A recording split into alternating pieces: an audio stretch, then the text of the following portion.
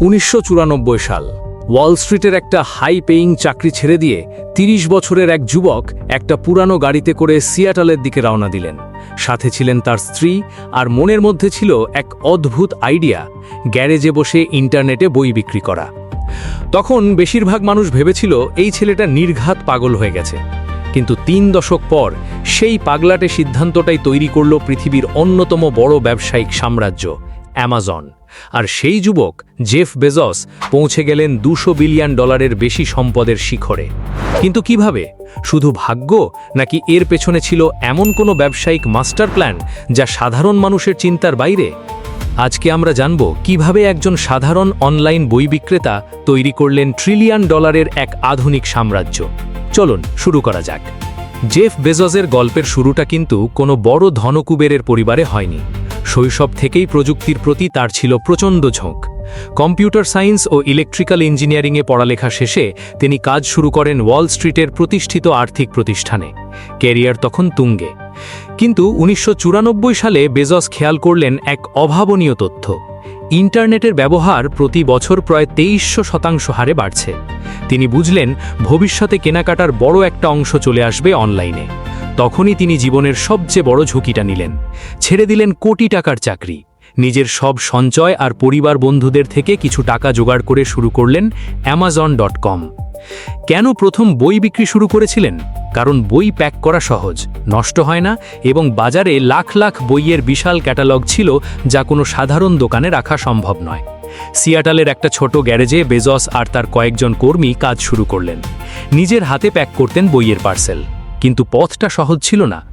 2000 সালের দিকে যখন .com ক্র্যাশ হলো, একের পর এক ইন্টারনেট কোম্পানি ধ্বংস হয়ে যায়। অ্যামাজনের শেয়ারের দাম 90% বেশি পড়ে যায়। চারপাশের বিনিয়োগকারী আর সংবাদ মাধ্যম বলতে শুরু করল অ্যামাজন দেউলিয়া হয়ে যাবে। কিন্তু এখানেই গল্পটা বদলে যায়। অ্যামাজনের শেয়ার পড়ে গেলেও বেজস জানতেন তিনি কি করছেন। তিনি শুধু বই বিক্রিতে আটকে থাকলেন না, একে একে সিডি, ইলেকট্রনিক্স, জামাকাপড় সবকিছু বিক্রি শুরু করলেন।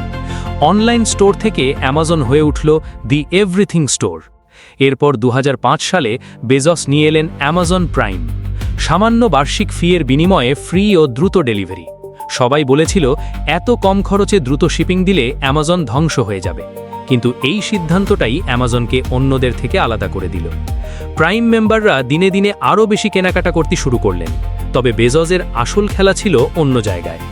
2006 সালে অ্যামাজন চালু করে AWS বা অ্যামাজন ওয়েব সার্ভিসেস।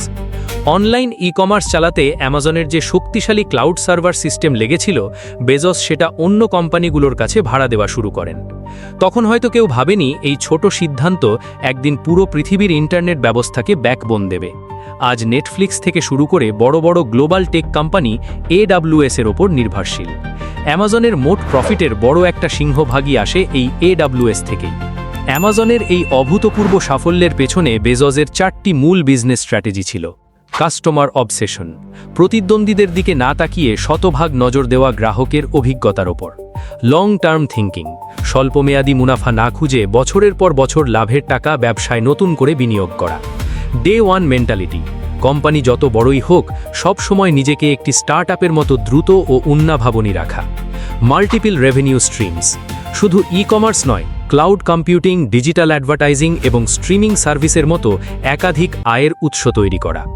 এরপর অ্যামাজন ঢুকে পড়ে আরও অনেক ক্ষেত্রে: prime membership, streaming, devices, advertising, logistics এবং ক্লাউড কম্পিউটিং।